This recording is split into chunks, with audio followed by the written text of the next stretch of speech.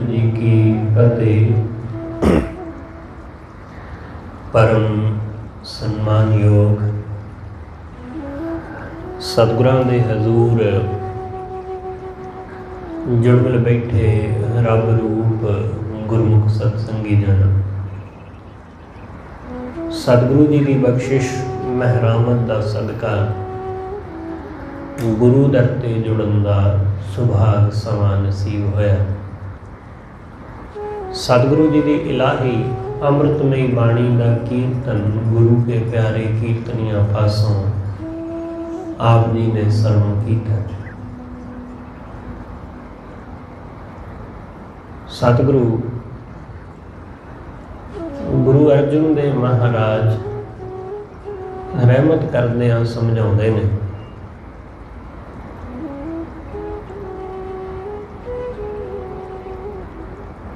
कि जिन्हों पूरा गुरु मिल गया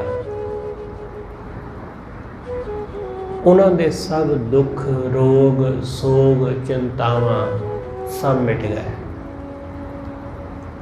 जिन्हां दी सांझ पूरे गुरु नाल पई। पूरा गुरु हर किसी नूं नसीब नहीं हुंदा। गुरु बहुत ने इस जगत अंदर, बेअंत ने, पर पूरा गुरु कोई विरला है जो परमेश्वर नाल जोड़ दिंदा है, जो साडे अंदर दे अज्ञानता दे हनेरे नूं खत्म कर दिंदा है, जो साडे अंदरों झूठ नूं काम नूं क्रोध नूं विकारां नूं खत्म कर दिंदा है, जो सानू एक नवा जीवन प्रदान करता है। ऐसा सतगुरु जो सानू साडी होंद तो जाणू कराउंदा है, सानू साडे असले तो जाणू कराउंदा है कि साडा असला की है, साडी होंद की, साडा मूल की है। वो साडी मूल तो वाकिफियत कराउंदा है। इसलिए सतगुरु बाणी अंदर समझाउंदे ने, सतगुरु कहंदे हे निगुणे बंदे तू अपने मूल नूं जाण, जिन किया तिस चीत रख, जिन्हें तेनू पैदा किया उहनूं चित्त विच रख। इसलिए गुरु सानू उस सिरजणहार नाल जोड़ दिंदा है। गुरु साडे अंदरों वैर विरोध नूं मिटा दिंदा है। जां इंज कहिए कि गुरु दी शरण आके साडे अंदरों वैर विरोध मिट जांदा है। गुरु चरनां नाल आके असीं सवर जांदे हां। गुरु सानू प्रभावित कर लेंदा है, आकर्षित कर लेंदा है। असीं गुरु जैसे होण लग जांदे हां। उहदे नाल मिल के उहदी संगत विच बह के उहदे जैसे ही हुंदे जांदे हां।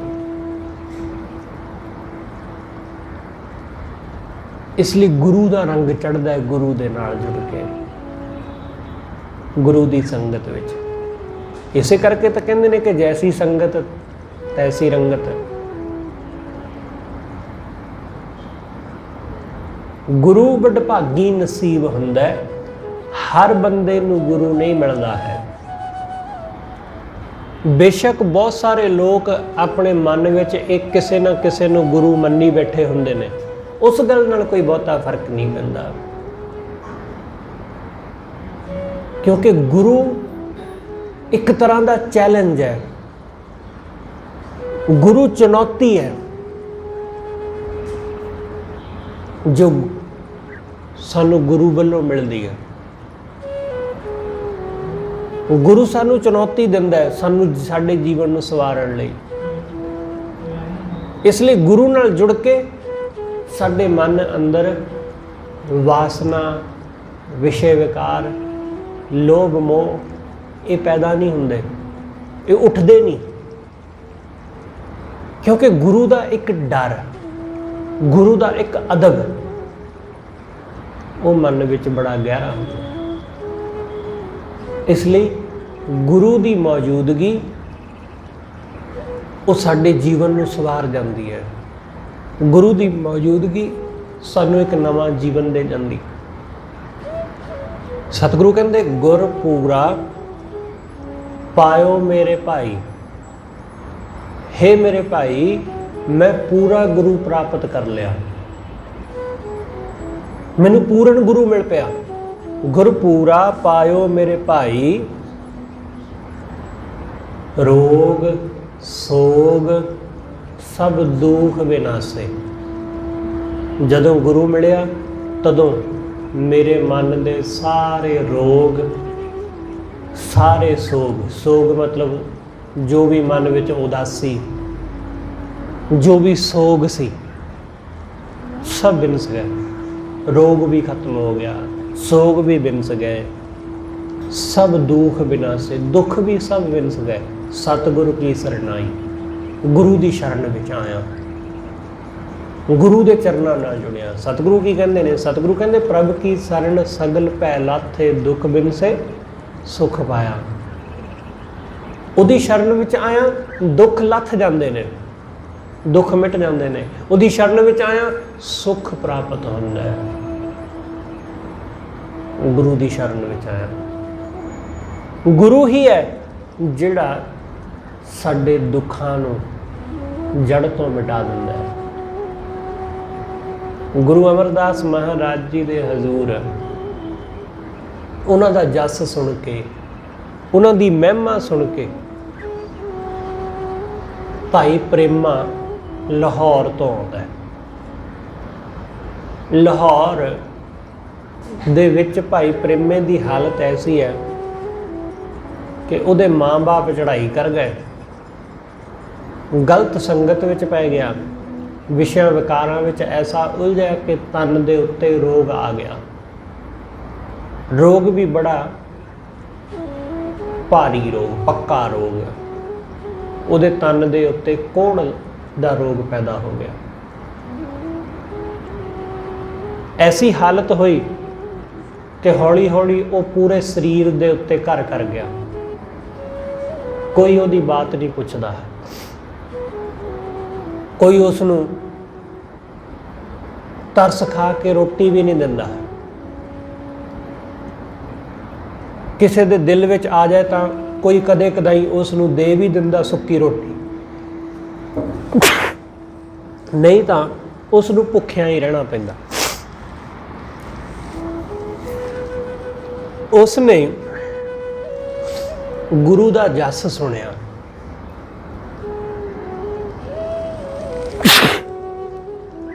गुरु अमरदास महाराज जी की महिमा सुनी,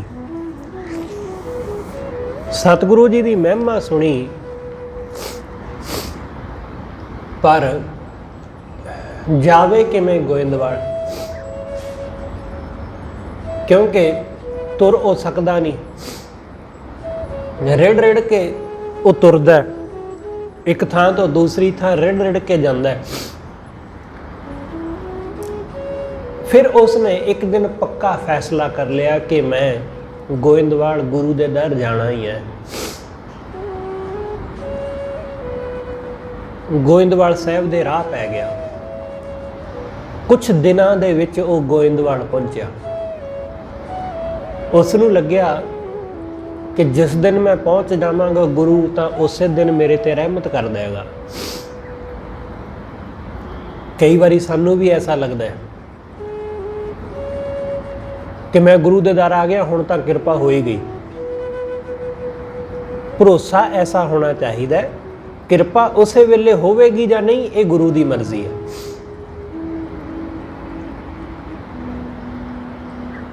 जदों गोइंदवाल साहब आया,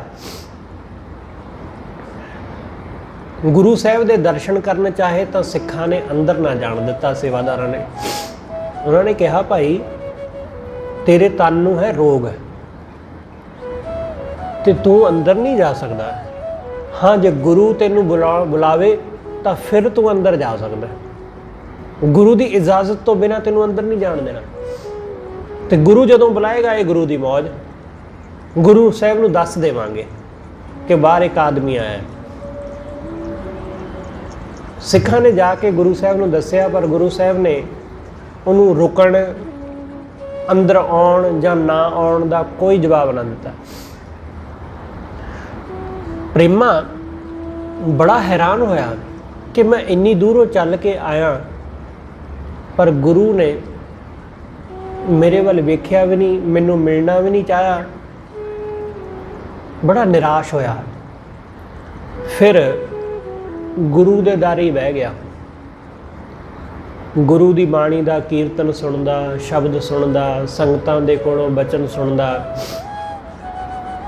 संगत विचों उसनूं रोज़ कोई ना कोई कुछ खाण लई दे जांदा, कोई उन्होंने कोई कपड़ा दे जांदा। इस तरह कुछ समा बतीत हो गया।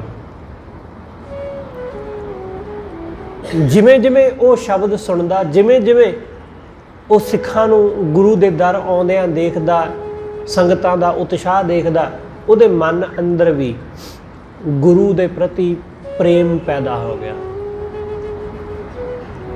उहदे मन दे अंदर प्रेम उठिया। उन्होंने भी इस गल की हौमे हो गई सी कि मैं इन्नी दूरों आया, वो भी रिड़ रिड़ के। इस गल की हौमे उन्होंने गुरु दे नेड़े हो के भी गुरु दे नेड़े होण नहीं सी दे रही।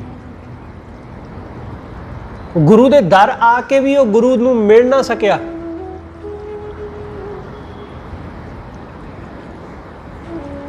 कई महीने वो गुरु दे दर इसे तरह टिकिया रहा, बैठा रहा, पर गया नहीं। उसने क्या कि हुण वापस जाके की करांगा, उत्थे मेरा की है। इत्थे तां चलो संगत गुरु की किरपा नाल कुछ ना कुछ खाण पीण नूं दे जांदी, उत्थे मैनूं कौन पुछदा। उत्थे नालों ते हालत चंगी होई है। गुरु का शब्द सुनने नूं मिलदा है, नाल नाल वो गाउंदा, वो गुरु का शब्द गाउंदा। सिख उस नूं देखदे, संगतां उहनूं देखदियां बड़ियां हैरान होंदियां। एक दिन वो प्रेम दे विच ऐसा मस्त होया, उच्ची उच्ची गा रहा है शब्द, उच्ची उच्ची प्रेम विच गा रहा है। तो ऐसा प्रेम विच बेसुध होया कि गुरु चरणां नाल उहदी लिव लगी ते डिग पिया, बेहोश हो गया। दुनिया की निगाह विच बेहोश है, पर वो गुरु चरणां नाल जुड़ गया। गुरु साहब ने सिखां नूं हुक्म किया कि प्रेमे नूं उठा के लियाओ, उहदा इशनान कराओ, उहनूं नवे वस्त्र पहनाओ। गुरु साहब जी के हुक्म नाल सिखां ने उस प्रेमे नूं इशनान कराया, नवे वस्त्र उहदे पहनाए अते उहदी मरम पट्टी कीती, उहदे जख्मां नूं साफ करके उहदी दवा दारू कीती। ते जदों प्रेमे नूं होश आया, गुरु साहब दे हजूर बैठा है। अपने तन उत्ते नवे वस्त्र देख के, अपने तन उत्ते होई दवा दारू देख के बड़ा हैरान होया। गुरु अमरदास महाराज दे चरनां ते डिग पिया, सतगुरु दे चरनां ते डिग पिया। गुरु साहब ने उहदे सिर ते हथ रखिया। सतगुरु ने आख्या कि हुण तो तेरा नाम प्रेमा नहीं, हुण तो तेरा नाम मुरारी है। भाई प्रेमे का नाम मुरारी हो गया। गुरु साहब ने कहा तेरा नाम मुरारी। कुछ ही दिनों दे विच प्रेमा बिल्कुल नौ बरनौ हो गया, बिल्कुल तंदुरुस्त, तन उत्ते कोड़ का कोई निशान भी ना रहा, बिल्कुल तंदुरुस्त। जदों वो बिल्कुल ठीक ठाक हो गया, उहदा तन भी तंदुरुस्त हो गया तो उहदा मन भी। पहलों मन तंदुरुस्त हुंदा है, फिर साडा तन तंदुरुस्त हुंदा है। ये ख्याल रखना कि साडे जिन्ने भी रोग ने ना, ये सारे रोग साडे मन तो पैदा हुंदे ने, मन तो पैदा हुंदे। जो कोई भी बंदा कोई डिप्रैशन विच जा रहा है, कोई ब्लड प्रैशर की घटन वधन की शिकायत हो रही है, तो उहदा कारण उहदे मन उत्ते बोझ है। मोटापा आ रहा है, किसी गल करके रोगी हो रहा है, कुछ ना कुछ उहदे मन विच हलचल हो रही है, उहदा मन उहनूं रोगी करता जा रहा है। इसलिए जिहड़ी गल साडे मन विच बैठ जाती है, उही सानूं रोगी करती है। इसलिए जदों मन रोग रहत हो जाता है तो तन भी फिर रोग तो मुक्त हो जाता है। तन ते जिड्डा वड्डा मर्जी रोग होवे, जे मन तंदुरुस्त हो गया तो तन का रोग मिट ही जाएगा, वो बिनस ही जाएगा। ऐसे बहुत सारे लोग ने वो कैंसर वर्गियां बीमारियां तो बच गए जिहदा कोई इलाज नहीं, उस तो उन्हां दी मौत होणों बच गई। क्यों? क्योंकि मन मजबूत हो गया, मन रोग रहित हो गया, मन तंदुरुस्त हो गया। जिन्हां बंदियां दा मन कमज़ोर हो जाता है, जिन्हां दी विल पावर खत्म हो जाती है, उन्हां नूं जरा जिहा बुखार, जरा जी कोई गल वो भी मार दिंदी है, क्योंकि ताकत ही नहीं है। चिंता ही मार गई, फिक्र ही मार गया, बस यही गल मार गई कि मैनू कुछ हो ना जाए, बस यही गल मौत का कारण हो गई। इसलिए ख्याल रखना कि मन रोगी ना होवे, मन रोगी ना हो। गुरु साहब जी ने उहदा पहला मन रोग रहत कर दिता। जदों उहदे मन दे विच जो हौमे दे, विषय विकार दे, काम क्रोध दे रोग सन, जदों वो बिनस गए, फिर तन भी रोग रहत हो गया। तो जदों तन रोग रहत होया तो गुरु साहब ने उसका विआह भी अपने हत्थी करया। भाई मुरारी नूं अपना पुत्र बना के गुरु साहब ने संगत विच कहा कि भाई ये मेरा पुत्र है, इस मेरे पुत्र दे नाल कोई अपनी धी का रिश्ता करे। तो एक गुरसिख ने, भाई शीहे ने अपनी धी का रिश्ता कर, उन्हें कहा जी इस तो वड्डी मेरे वास्ते वधिया चंगी गल होर की हो सकती कि गुरु दे पुत्र दे नाल मेरी धी का रिश्ता, मेरे लिए यही सुभाग। मत्थो उस लड़की का नाम सी, इसलिए दोनों का नाम मत्थो मुरारी, एक नाम हो गए दोने, मत्थो मुरारी करके वो जानिया जाता है इतिहास में। सतगुरु कहते जदों गुरु मिल जाता है ना, रोग सोग सब दुख विनाशे, सारे रोग सारे दुख विनस जाते हैं। सतगुरु की शरणाई, जदों असीं गुरु की शरण आ जाते हैं। इसलिए गुरु की शरण में आना, गुरु की शरण में इस ढंग नाल आना कि दोबारा वापसी ना होवे। सुखमनी साहिब जो तुसीं गुरु अर्जन देव महाराज का वचन पढ़ते हो, सतगुरु कहते कबहू साध संगत ए पावै। कदे कदाई बंदा गुरु की संगत प्राप्त करता है, कदे कदाई। कदे कदाई का मतलब यह है कि एक बार ही साडा गुरु के दर आना हुंदा है। ते जदों असीं गुरु के दर आ जाते हैं, गुरु के दर जुड़ जाते हैं, तो फिर दोबारा वापसी नहीं है, कोई यू टर्न नहीं है कि असीं मुड़ जावांगे, नहीं। जदों उहदे नाल जुड़ गए फिर पिछे नहीं मुड़िया जा सकता, ते ना ही मुड़ हुंदा। इहदा भाव की है? इहदा भाव यह है कि जदों किसी बंदे की सुरत गुरु दे नाल जुड़ जाती है, संगत दे नाल जुड़ जाती, उस बंदे का शरीर तो चलिया जाता है घर नूं, पर उहदी सुरती नहीं जाती, उहदी सुरती विचों परमेश्वर नहीं जाता,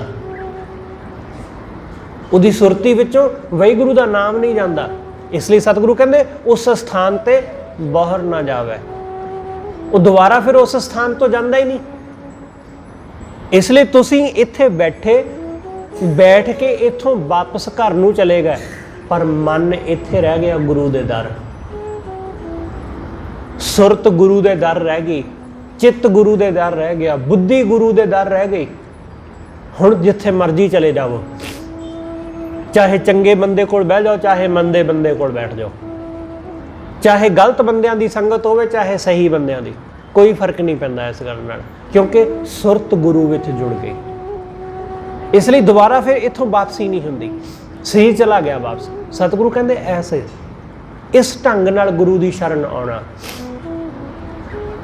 इस तरह गुरु की शरण विच जुड़ना, इस तरह। इसलिए सतगुरु कहंदे दुख रोग सोग सब दुख विनाशे, सतगुरु की शरणाई। गुरु की शरण विच सारे रोग सोग विनस गए, गुरु की शरण विच सारे दुख मिट गए। हुण कोई सोग है ही नहीं, कोई उदासी नहीं। लोग उदास हो जाते हैं जरा जी गल ते, कोई चीज़ ना मिले तो निराश हो जाते हैं, जिस चीज़ की आस होवे वो आस ना मिले ਤਾਂ ਦੁਖੀ ਹੁੰਦੇ ਨੇ। ਸਤਿਗੁਰੂ ਕਹਿੰਦੇ ਹੁਣ ਸੋਗ ਹੀ ਨਹੀਂ ਕੋਈ ਹੈ, ਦੁੱਖ ਵੀ ਨਹੀਂ ਹੈ, ਕੋਈ ਸੋਗ ਨਹੀਂ ਹੈ। ਕਿਉਂਕਿ ਜਦੋਂ ਦੁੱਖ ਆਉਂਦਾ ਹੈ ਬੰਦਾ ਸੋਗਗ੍ਰਸਤ ਹੋ ਜਾਂਦਾ ਹੈ। ਸੋਗ ਮਤਲਬ ਕੁਝ ਵੀ ਨਹੀਂ ਹੈ ਉੱਥੇ, ਕੋਈ ਹਾਸਾ ਨਹੀਂ, ਕੋਈ ਖੁਸ਼ੀ ਨਹੀਂ, ਕੋਈ ਮੁਸਕਰਾਹਟ ਨਹੀਂ, ਬਸ ਉਦਾਸੀ, ਸੋਗ। ਇਸ ਕਰਕੇ ਸਤਿਗੁਰੂ ਸਮਝਾਉਂਦੇ, ਸਤਿਗੁਰੂ ਕਹਿੰਦੇ ਗੁਰੂ ਮਿਲ ਪਿਆ, ਗੁਰੂ ਦੀ ਕਿਰਪਾ ਨਾਲ ਐਸਾ ਹੋਇਆ, ਗੁਰੂ ਦੀ ਰਹਿਮਤ ਨਾਲ। ਪ੍ਰਥਮੇ ਮਿਟਿਆ ਤਨ ਕਾ ਦੁੱਖ, ਸਭ ਤੋਂ ਪਹਿਲਾਂ ਮੇਰੇ ਤਨ ਦਾ ਦੁੱਖ ਮਿਟ ਗਿਆ। ਗੁਰੂ ਨੇ ਤਨ ਦਾ ਰੋਗ ਮਿਟਾ ਦਿੱਤਾ। ਪ੍ਰਥਮੇ ਮਿਟਿਆ ਤਨ ਕਾ ਦੁੱਖ, ਤਨ ਦਾ ਦੁੱਖ ਕੀ ਹੈ? ਤਨ ਦਾ ਦੁੱਖ, ਤਨ ਦਾ ਦੁੱਖ ਤੇ ਜਿਹੜਾ ਫਿਜ਼ੀਕਲੀ ਸਾਡੇ ਸਰੀਰ ਦੇ ਉੱਤੇ ਕੋਈ ਰੋਗ ਆਉਂਦਾ, ਕੋਈ ਬੁਖਾਰ ਹੋ ਗਿਆ, ਕੋਈ ਬਿਮਾਰੀ ਆ ਗਈ, ਕੋਈ ਸੱਟ ਲੱਗ ਗਈ, ਕੋਈ ਚੋਟ ਵੱਜ ਗਈ, ਤਨ ਦੇ ਦੁੱਖ ਤਾਂ ਇਹੀ ਨੇ। ਤਨ ਦਾ ਦੁੱਖ ਕੀ ਹੈ ਕਿ ਭੁੱਖ ਲੱਗ ਗਈ, ਖਾਣ ਨੂੰ ਨਹੀਂ ਮਿਲ ਰਿਹਾ ਕੁਛ। ਗੁਰੂ ਸਾਹਿਬ ਨੇ ਜਦੋਂ ਦੁੱਖਾਂ ਦੀ ਗੱਲ ਕੀਤੀ ਨਾ, ਤਾਂ ਗੁਰੂ ਸਾਹਿਬ ਨੇ ਭੁੱਖ ਨੂੰ ਵੀ ਦੁੱਖ ਗਿਣਿਆ। ਸਤਿਗੁਰੂ ਕਹਿੰਦੇ ਇੱਕ ਵਿਛੋੜਾ, ਇੱਕ ਦੁੱਖ ਭੂਖ, ਇੱਕ ਦੁੱਖ ਸਖਤ ਵਾਰ ਜਮਦੂਤ। ਗੁਰੂ ਸਾਹਿਬ ਨੇ 3 ਦੁੱਖ ਗਿਣੇ। ਇੱਕ ਵਿਛੋੜਾ, ਇਹ ਵੱਡਾ ਦੁੱਖ ਹੈ। ਦੂਸਰਾ ਭੁੱਖ, ਭੁੱਖ ਵੀ ਇੱਕ ਦੁੱਖ ਹੈ।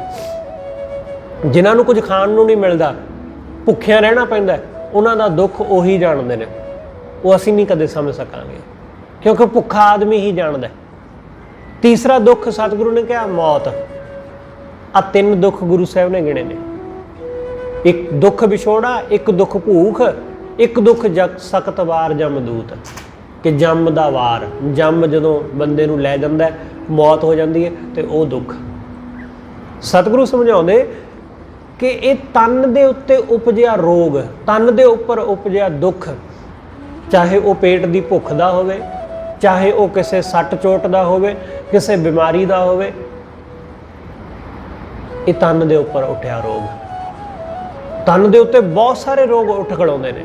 ਸਤਿਗੁਰੂ ਕਹਿੰਦੇ ਜਦੋਂ ਗੁਰੂ ਦੀ ਕਿਰਪਾ ਹੋਈ ਤਾਂ ਤਨ ਦੇ ਰੋਗ ਮਿਟ ਗਏ। ਪ੍ਰਥਮੇ ਮਿਟਿਆ ਤਨ ਕਾ ਦੁੱਖ, ਤਨ ਦਾ ਸਾਰਾ ਦੁੱਖ ਮਿਟ ਗਿਆ।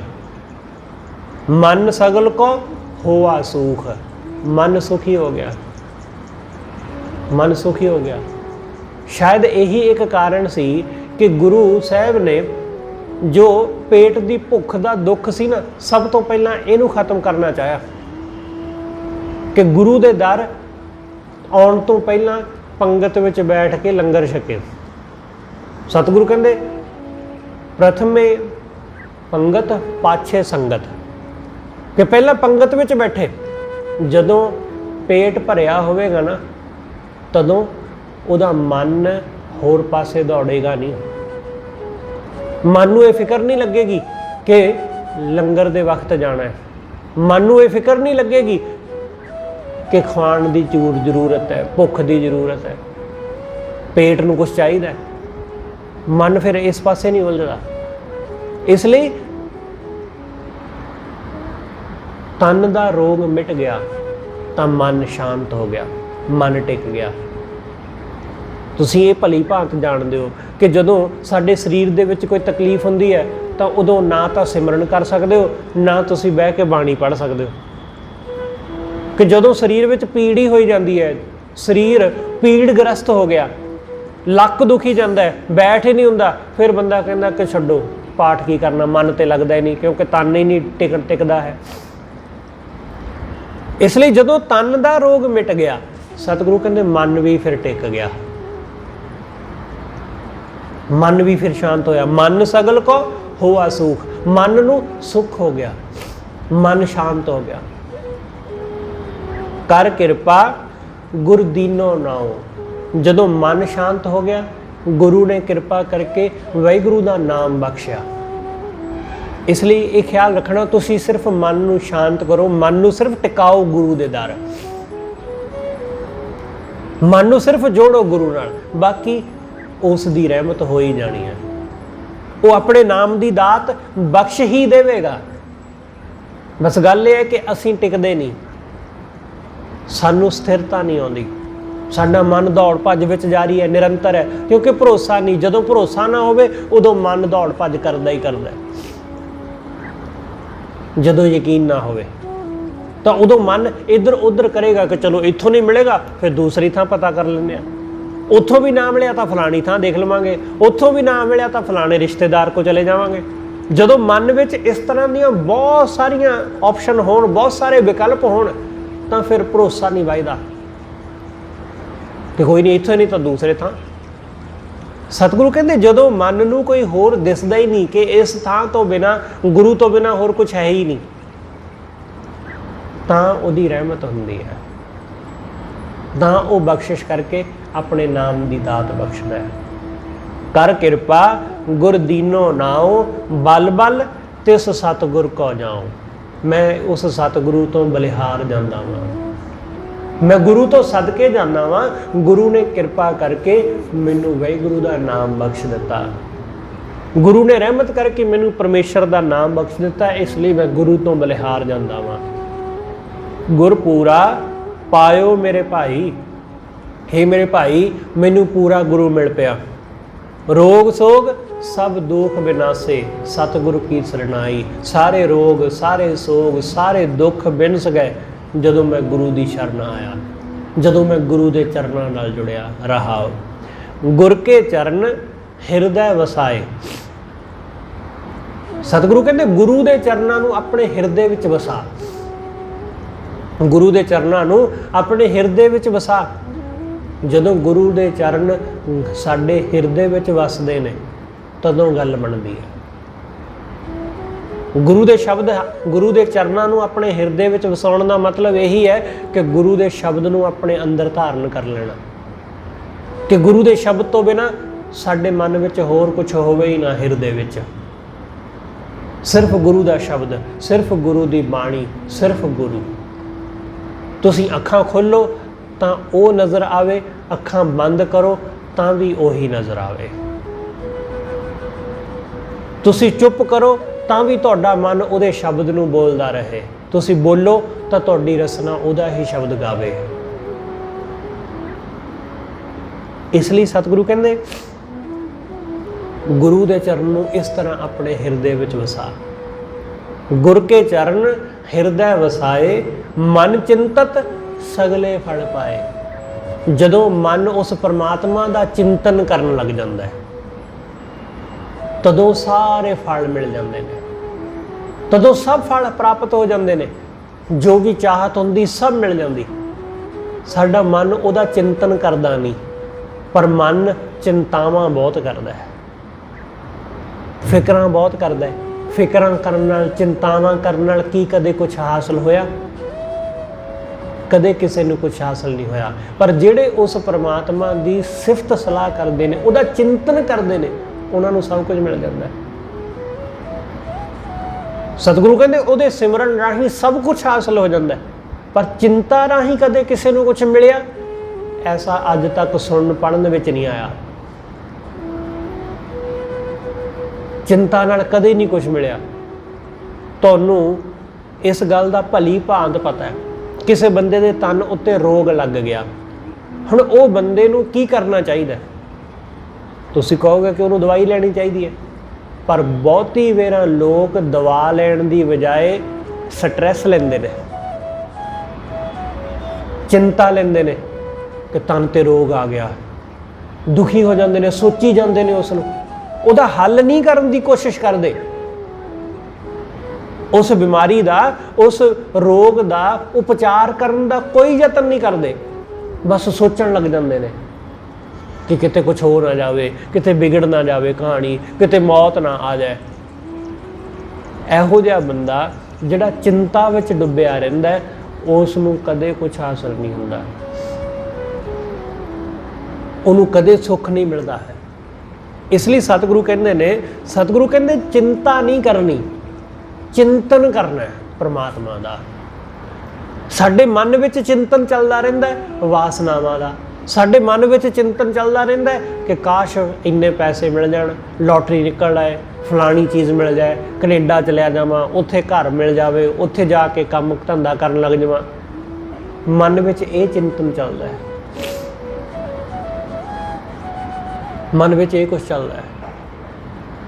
ਸਤਿਗੁਰੂ ਕਹਿੰਦੇ ਸਭ ਰੋਗ ਮਿਟ ਗਏ ਜਦੋਂ परमात्मा ਦਾ ਚਿੰਤਨ ਮਨ ਵਿੱਚ ਆ ਗਿਆ। ਜਦੋਂ ਉਹਦਾ ਚਿੰਤਨ ਕਰਨ ਲੱਗੇ ਤਾਂ ਸਾਰੇ ਫਲ ਵੀ ਮਿਲ ਗਏ ਫਿਰ, ਕਿਉਂਕਿ ਜਦੋਂ परमात्मा ਹੀ ਹਾਸਲ ਹੋ ਗਿਆ ਤਾਂ ਉਹਦੇ ਨਾਲ ਸਾਰੇ ਫਲ, ਉਹਦੀਆਂ ਸਾਰੀਆਂ ਦਾਤਾਂ ਵੀ ਤਾਂ ਆਉਣਗੀਆਂ ਹੀ। ਉਹ ਪਰਮੇਸ਼ਰ ਆਵੇਗਾ ਤਾਂ ਉਸ ਪਰਮੇਸ਼ਰ ਦੀਆਂ ਵਸਤੂਆਂ ਵੀ ਤਾਂ ਨਾਲ ਆਉਣਗੀਆਂ ਨਾ। ਜਿਵੇਂ ਕੋਈ ਰਾਜਾ ਕਿਤੇ ਜਾਂਦਾ ਤਾਂ ਉਸ ਰਾਜੇ ਦੇ ਨਾਲ ਸੰਬੰਧਿਤ ਸਾਰੀਆਂ ਚੀਜ਼ਾਂ ਨਾਲ ਆ ਜਾਂਦੀਆਂ, ਸਭ ਕੁਝ ਉਹਦੇ ਨਾਲ ਆ ਜਾਂਦਾ। ਬਿਲਕੁਲ ਐਸਾ ਹੀ ਜਦੋਂ ਉਹ परमात्मा ਸਾਡੇ ਚਿੱਤ ਵਿੱਚ ਆ ਜਾਂਦਾ ਤਾਂ ਸਾਡੀਆਂ ਸਾਰੀਆਂ ਮੁਰਾਦਾਂ ਪੂਰੀਆਂ ਹੋ ਜਾਂਦੀਆਂ,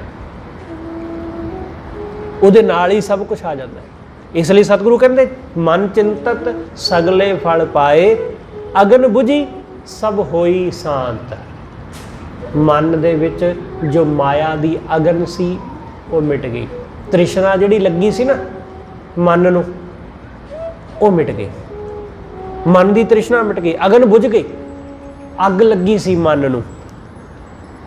ਤੁਸੀਂ ਕਈ ਵਾਰੀ ਵੇਖਿਆ ਕਿ ਜਿਹੜਾ ਬੰਦਾ ਬਾਹਲਾ ਹਾਈਪਰ ਹੋ ਜਾਂਦਾ, ਬਾਹਲਾ ਉਹ ਛੇਤੀ ਛੇਤੀ ਚਾਹੁੰਦਾ ਕਿ ਛੇਤੀ ਹੋ ਜਾਏ, ਛੇਤੀ ਮਿਲ ਜਾਏ, ਉਸ ਨੂੰ ਅਸੀਂ ਕਈ ਵਾਰੀ ਕਹਿੰਦੇ ਨੇ ਕਿ ਅੱਗ ਲੱਗੀ ਹੈ ਤੈਨੂੰ। ਗੁੱਸੇ ਵਿੱਚ ਕਹਿ ਦਿੰਦੇ ਆ, ਮਨ ਨੂੰ ਵਿਸ਼ਿਆਂ ਵਿਕਾਰਾਂ ਦੀ ਅੱਗ ਹੀ ਲੱਗੀ ਹੋਈ ਹੈ। ਮਨ ਚਾਹੁੰਦਾ ਕਿ ਛੇਤੀ ਛੇਤੀ ਚੀਜ਼ਾਂ ਮਿਲ ਜਾਣ, ਛੇਤੀ ਛੇਤੀ ਸਭ ਕੁਝ ਹਾਸਲ ਹੋ ਜਾਏ। ਸਤਿਗੁਰੂ ਕਹਿੰਦੇ ਇਹ ਜਿਹੜੀ ਅਗਨ ਹੈ ਨਾ ਇਹ ਹੁਣ ਸ਼ਾਂਤ ਹੋ ਗਈ, ਇਹ ਬੁਝ ਗਈ ਅੱਗ। ਅਗਨ ਬੁਝੀ ਸਭ ਹੋਈ ਸ਼ਾਂਤ, ਮਨ ਬਿਲਕੁਲ ਸ਼ਾਂਤ ਹੋ ਗਿਆ, ਹੁਣ ਤ੍ਰਿਸ਼ਨਾ ਹੈ ਹੀ ਨਹੀਂ।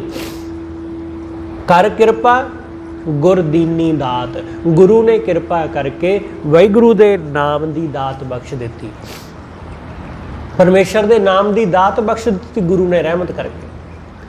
ਉਹਦੀ ਦਇਆ, ਉਹਦੀ ਕਿਰਪਾ ਤੋਂ ਬਿਨਾਂ ਇਹ ਮਨ ਸ਼ਾਂਤ ਨਹੀਂ ਹੁੰਦਾ, ਇਸ ਲਈ ਉਹਦੀ ਦਇਆ ਨਾਲ ਹੀ ਸ਼ਾਂਤ ਹੋਇਆ। ਤੇ ਉਹਨੇ ਦਇਆ ਕੀਤੀ ਤਾਂ ਇਸ ਮਨ ਨੂੰ ਵਾਹਿਗੁਰੂ ਦੇ ਨਾਮ ਦੀ ਦਾਤ ਮਿਲ ਗਈ। ਨਿਥਾਵੇਂ ਕੋ ਗੁਰ ਦੀਨੋ ਥਾਨ, ਮੈਂ ਨਿਥਾਵਾਂ ਸਾਂ, ਗੁਰੂ ਨੇ ਮੈਨੂੰ ਨਿਥਾਵੇਂ ਨੂੰ ਥਾਂ ਬਖਸ਼ ਦਿੱਤਾ, ਗੁਰੂ ਨੇ ਮੈਨੂੰ ਥਾਂ ਬਖਸ਼ ਦਿੱਤਾ। ਨਿਥਾਵਾਂ, ਖਿਆਲ ਰੱਖਣਾ ਕਿ ਨਿਥਾਵੇਂ ਹੀ ਹੋਣਾ ਪੈਂਦਾ। ਜਿਵੇਂ ਗੁਰੂ ਅਮਰਦਾਸ ਮਹਾਰਾਜ ਨੂੰ ਲੋਕ ਨਿਥਾਵਾਂ ਕਹਿੰਦੇ ਸਨ, ਐਸਾ ਨਹੀਂ ਕਿ ਉਹਨਾਂ ਕੋਲ ਕੋਈ ਥਾਂ ਨਹੀਂ ਸੀ, ਘਰੋਂ ਚੰਗੇ ਤਕੜੇ ਸਨ, ਸਰਦੇ ਪੁੱਜਦੇ ਸਨ, ਪਰ ਲੋਕਾਂ ਨੇ ਨਿਥਾਵਾਂ ਕਿਉਂ ਕਿਹਾ? ਲੋਕਾਂ ਨੇ ਜਾਣਿਆ ਕਿ ਅਮਰਦਾਸ ਤਾਂ ਇਹ ਗੁਰੂ ਦੇ ਦਾਰੀ ਬੈਠਾ ਹੋਇਆ ਡੇਰਾ ਲਾ ਕੇ, ਇਹ ਤਾਂ ਗੁਰੂ ਅੰਗਦ ਸਾਹਿਬ ਦੇ ਦਰੋਂ ਜਾਂਦਾ ਹੀ ਨਹੀਂ, ਜਿਵੇਂ ਇਹਦਾ ਕੋਈ ਹੋਵੇ ਹੀ ਨਾ। ਕਿਉਂਕਿ ਇੱਕ ਬਜ਼ੁਰਗ ਆਦਮੀ 60-62 ਸਾਲ ਦੀ ਉਮਰ ਤੇ ਉਹ ਗੁਰੂ ਦੇ ਦਰ ਤੇ ਗਾਗਰ ਢੋਂਦਾ ਹੋਵੇ, ਝਾੜੂ ਲਾਉਂਦਾ ਹੋਵੇ, ਸੇਵਾ ਕਰਦਾ ਹੋਵੇ ਤੇ ਗੁਰੂ ਦੇ ਦਰ ਨੂੰ ਛੱਡ ਕੇ ਆਪਣੇ ਘਰ ਨਾ ਜਾਂਦਾ ਹੋਵੇ, ਤਾਂ ਲੋਕਾਂ ਨੇ ਜਾਣਿਆ ਕਿ ਇਹ ਤਾਂ ਨਿਥਾਵਾਂ ਹੈ, ਇਹਦੇ ਘਰ ਦੇ ਨਹੀਂ ਚੱਲਦੇ ਹੋਣੇ, ਇਹਦੇ ਧੀਆਂ ਪੋਤੇ ਨੂੰ ਝੱਲਦੇ ਨਹੀਂ ਹੋਣੇ, ਇਸ ਕਰਕੇ ਇੱਥੇ ਆ ਕੇ ਬਹਿ ਗਿਆ। ਪਰ ਐਸਾ ਤਾਂ ਹੈ ਨਹੀਂ ਸੀ। ਗੁਰੂ ਅਮਰਦਾਸ ਮਹਾਰਾਜ ਦੇ ਖਾਨਦਾਨ ਵਿੱਚ, ਉਹਨਾਂ ਦੇ ਪਰਿਵਾਰ ਵਿੱਚ ਐਸੀ ਤਾਂ ਕੋਈ ਗੱਲ ਹੈ ਹੀ ਨਹੀਂ ਸੀ। ਉਹ ਤਾਂ ਆਪਣੀ ਮਰਜ਼ੀ ਨਾਲ ਗੁਰੂ ਦੇ ਦਰ ਜੁੜੇ ਸਨ। ਪਰ ਜਦੋਂ ਮਨ ਵਿੱਚ ਇਹ ਗੱਲ ਆ ਗਈ ਕਿ ਮੇਰਾ ਤਾਂ ਗੁਰੂ ਤੋਂ ਬਿਨਾਂ ਕੋਈ ਹੋਰ ਹੈ ਹੀ ਨਹੀਂ, ਜਦੋਂ ਆਪਣੇ ਆਪ ਨੂੰ ਨਿਥਾਵਾਂ ਜਾਣ ਲਿਆ, ਤਦੋਂ ਗੁਰੂ ਨੇ ਉਹ ਥਾਂ ਬਖਸ਼ਿਆ, ਉਹ ਥਾਂ ਬਖਸ਼ ਦਿੱਤਾ ਜਿਸ ਥਾਂ ਤੇ ਉਹ ਨਿਥਾਵਿਆਂ ਨੂੰ ਥਾਂ ਦੇਣ ਵਾਲੇ ਹੋ ਗਏ। ਇਸ ਲਈ ਗੁਰੂ ਨੇ ਕਿਰਪਾ ਕੀਤੀ। ਇਸ ਲਈ ਆਪਣੇ ਆਪ ਨੂੰ ਨਿਥਾਵਾਂ ਜਾਣਨਾ, ਕਿਉਂਕਿ ਸਾਡੀ ਕੋਈ ਵੀ ਥਾਂ ਸਾਡੀ ਨਹੀਂ ਹੈ, ਸਾਡੀ ਕੋਈ ਵੀ ਜ਼ਮੀਨ ਸਾਡੀ ਨਹੀਂ ਹੈ, ਸਾਡਾ ਕੋਈ ਵੀ ਘਰ ਸਾਡਾ ਨਹੀਂ ਹੈ। ਸਾਡੀਆਂ ਸਭ ਚੀਜ਼ਾਂ ਇੱਕ ਦਿਨ ਇੱਥੇ ਹੀ ਰਹਿ ਜਾਂਦੀਆਂ। ਅਸੀਂ ਜੈਸੇ ਆਉਂਦੇ ਹਾਂ ਅਸੀਂ ਵੈਸੇ ਹੀ ਦੁਨੀਆ ਤੋਂ ਚਲੇ ਜਾਂਦੇ ਹਾਂ। ਕੋਈ ਬੰਦਾ ਇੱਥੇ ਅਮੀਰ ਨਹੀਂ ਹੈ। ਅਖੀਰ ਹਰ ਬੰਦਾ ਜੈਸਾ ਖਾਲੀ ਆਉਂਦਾ ਵੈਸਾ ਖਾਲੀ ਹੀ ਦੁਨੀਆ ਤੋਂ ਜਾਂਦਾ। ਇਸ ਕਰਕੇ ਸਤਿਗੁਰੂ ਸਮਝਾਉਂਦੇ, ਗੁਰੂ ਨੇ ਮੈਨੂੰ ਨਿਥਾਵੇਂ ਨੂੰ ਥਾਂ ਬਖਸ਼ ਦਿੱਤਾ। ਨਿਥਾਵੇਂ ਕੋ ਗੁਰ ਦੀਨੋ ਥਾਨ, ਨਿਮਾਣੇ ਕੋ ਗੁਰ ਦੀਨੋ ਮਾਨ। ਗੁਰੂ ਨੇ ਮੈਨੂੰ ਨਿਮਾਣੇ ਨੂੰ ਮਾਣ ਬਖਸ਼ਿਆ। ਕਿਹੜਾ ਮਾਣ ਹੈ ਮੇਰੇ ਕੋਲ? ਸਾਡੇ ਕੋਲ ਕਿਹੜਾ ਮਾਣ ਹੈ? ਸਾਡੇ ਕੋਲ ਕੋਈ ਮਾਣ ਥੋੜੀ ਨਾ ਹੈ। ਸਾਨੂੰ ਤਾਂ ਮਾਣ ਮਿਲਿਆ ਕਿ कि हाँ जी साडा वधिया घर है, वधिया नौकरी है, बस इस करके मान वडियाई है। वधिया नौकरी की है, रिटायर हो गए हैं, चलो इस करके मान मिलता है। पर इस तो बिना किस गल का मान है साडे कोल? कुछ भी नहीं। जिस दिन असीं आ सारे दुनियावी मान छड्ड दिंदे आ, उस दिन उहदे दरों मान मिलता है। जिस दिन असीं निमाणे हो जाते हैं, मान होने के बावजूद भी असीं निमाणे हो गए, फिर उहदी रहमत मिलती है। सतगुरु कहते निमाने को गुर कीनो मान, बंधन काट सेवक कर राखे। उसने कृपा करके माया के जिहड़े बंधन सी ना, वो कट के अपने सेवक करके, अपना सिख करके मैनू अपने चरणों नाल जोड़ लिया। अमृत बाणी रसना चाखे, जदों उन्हें मैनू सेवक कर लिया, अपना सिख बना लिया, तदों अमृत बाणी मैं अपनी रसना नाल चखण लग्या। अमृत बाणी रसना चाखे, रसना फिर उस परमात्मा की गुरु की अमृतमई बाणी नूं चखण लग पई, गाउण लग पई, उहदे विचों रस लैण लग पई मेरी जुबान। वड्डा भाग पूज गुर चरना। सतगुरु कहते वड्डियां भागां नाल गुरु के चरनां नूं पूजना नसीब हुंदा है। इसलिए जे गुरु के चरनां विच आ बैठे हैं तो वड्डे भाग जाणो कि गुरु की रहमत है, उहदी दया है कि गुरु के चरनां विच जुड़ना नसीब होया। इसलिए पूज गुरु के चरनां नूं। वड्डा भाग पूज गुर चरना, सगल त्याग पाई प्रभ सरना। सब कुछ त्याग के उहदी शरण प्राप्त हुंदी है। मैं सब कुछ छड्डिया तो उहदी शरण मिली। सब कुछ छड्डण दा मतलब माया दे विचों सब, मन दे विचों सब कुछ त्याग दिता। हुण मन नूं कोई पकड़ नहीं है, मन बिल्कुल खाली है। मन ने सब कुछ छड्ड दिता। जदों मन ने सब कुछ छड्ड दिता तां उहदी शरण नसीब हुई। गुरु नानक जाको भया दयाला। सतगुरु कहंदे जिहदे उत्ते गुरु दयाल हो गया, जिहदे उत्ते गुरु त्रुठ पिया, गुरु प्रसन्न हो गया, सो जन होआ सदा निहाला। वो बंदा निहाल हो गया। उसनूं निहालता हासिल हुई जिन्हों गुरु की नज़र हासिल हो गई। गुरु नानक साहब ने यही गल समझाई ना सानू कि जिनको नदर कर्म तिन काड़, जिन्हां उत्ते वाहिगुरू की नज़र हो गई। नानक नदरी नदर निहाल, उन्होंने नदरों नदर निहाल कर दिता गुरु ने। इसलिए सतगुरु कहते गुरु नानक जाको भया दयाला, सो जन हुआ सदा निहाला। वो निहाल हो गया। सतगुरु रहमत करे, उहदी नज़र, उहदी कृपा दृष्टि साडे सारिਆਂ उत्ते मेहर भरी हो जाए। होइयां भुल्लां लिखियां सतगुरु जी अते आप सर्वत संगत बख्शण जोग भुल्लां ना चितारदे होए आखो जी वाहिगुरू जी का खालसा वाहिगुरू जी की फतेह।